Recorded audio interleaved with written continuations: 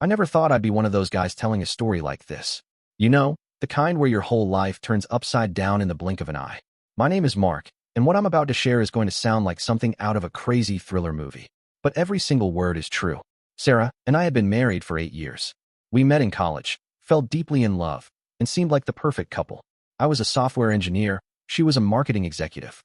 We had a beautiful house in the suburbs, 2 cats, and what I thought was a rock-solid marriage. I was wrong. So desperately wrong. It started with small things. Sarah began working late more frequently. At first, I didn't think much of it. Her company was going through a major project, and I supported her career. I'd make her dinner, have it waiting when she came home, sometimes as late as 10 or 11 at night. I'd ask about her day, and she'd give these vague, distracted answers. The first real red flag came when I accidentally saw a text message on her phone. It was from someone saved as Mike from work, but the message wasn't work-related. Can't wait to see you tonight. Can't stop thinking about you. My stomach dropped. I confronted her, and she gasped, then quickly fabricated some story about Mike being a supportive colleague helping her through a stressful work period. I wanted to believe her. God, I wanted to believe her so badly. Weeks passed. I started noticing more. Strange charges on our credit card. Hotel receipts. Late-night whispered phone calls. Sarah became distant, almost cold. When I tried to talk about our relationship, she would deflect or start arguments about trivial things. Then came the night that changed everything. I had installed a small GPS tracker in her car, something I'm not proud of, but my suspicions were eating me alive. That evening, instead of going to her supposed work dinner, she drove to a secluded cabin about 2 hours outside the city. I followed, my heart racing, a mixture of rage and heartbreak churning in my gut. When I arrived, I saw her car parked outside. Through the cabin's window, I could see her with another man, definitely not Mike from work. They were laughing, intimate, clearly more than just colleagues. But here's where things get truly horrifying.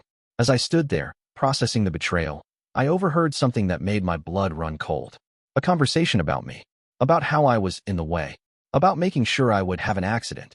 Little did they know, I was about to discover just how deep their plot went, and how a miraculous twist of fate was waiting just around the corner. I spent that night in my car, my mind racing with what I'd heard. The man with Sarah wasn't just some random lover. He seemed to be part of something much darker. As dawn broke, I saw them leave the cabin together, whispering and looking around nervously. The guy was a tall, muscular man I'd never seen before. Definitely not the typical office type. There was something about him that screamed danger, maybe ex-military or someone used to handling rough situations. Sarah looked different with him. Not the professional, polished woman I married, but someone entirely transformed. I decided to dig deeper. My background in software engineering meant I knew how to do some digital detective work. I started by tracking financial records, looking for any suspicious transfers or unusual spending patterns. What I found was shocking. There were multiple large withdrawals from our joint account over the past 6 months. Small amounts at first, then progressively larger. Transfers to offshore accounts, payments to someone named Jack R., always in cash or through complicated digital transactions designed to be untraceable. My hands were shaking as I pieced together the evidence. Sarah had been systematically preparing something. But what? An escape plan? Or something far more sinister? The real bombshell came when I cross-referenced the phone records. Multiple late-night calls to a private investigator and someone who looked like an underground contact. Discussions about life insurance policies, my daily routines, and something that made my blood run cold, mentions of making it look like an accident. I realized then that this wasn't just an affair. This was a planned elimination. My mind went back to some recent accidents I'd narrowly avoided. The brake line that mysteriously became slightly damaged last month.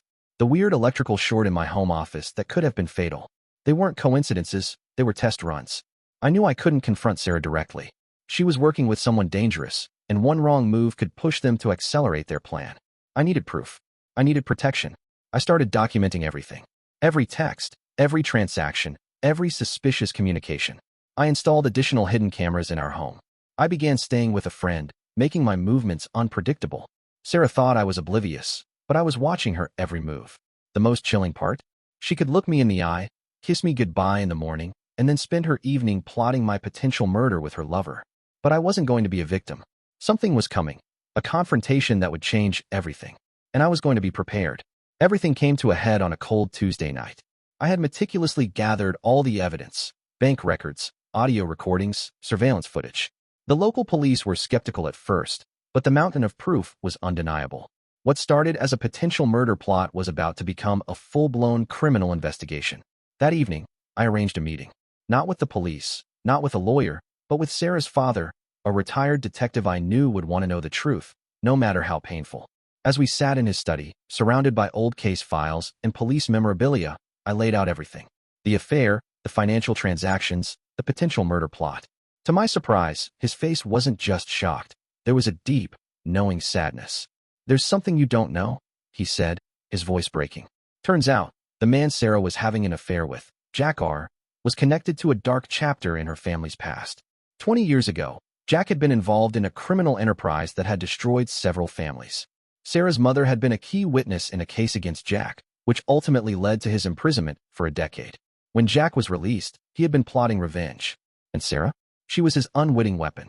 He had manipulated her, played on some deep-seated family trauma, turning her against me as part of a larger vendetta against her own family. The miracle wasn't just that I survived.